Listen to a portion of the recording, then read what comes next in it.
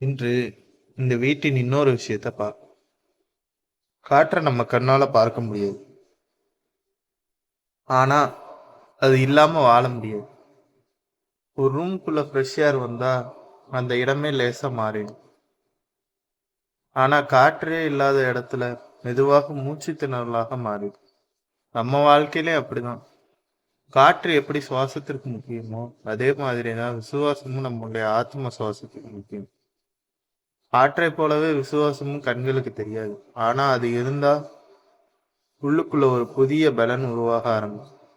ஒரு வீட்டுல ஃபேன் மெதுவா சுற்ற ஆரம்பிச்சதுன்னா அந்த வீட்டின் அட்மாஸ்பியரே மாறுறது போல அப்படியே தேவனுடைய வீட்டில் வாழும் நம்ம விசுவாசமும் தினம் தினம் கொஞ்சம் கொஞ்சமாக வளர ஆரம்பிக்கும். அப்போதான் நம்ம வாழ்க்கையும் நம்பிக்கையாலையும் பலத்தினாலையும் நிரம்பியிருக்க ஆரம்பிக்கும். விசுவாசம் இல்லாமல் தேவனுக்கு பிரியமா இருப்பது கூடாத காரியம்.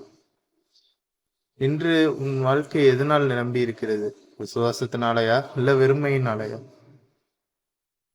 ஒரு வழி மேல போகவும் வைக்கும், கீழே போகவும் வைக்கும். நீ போகிற திசை சரியா இருக்கா?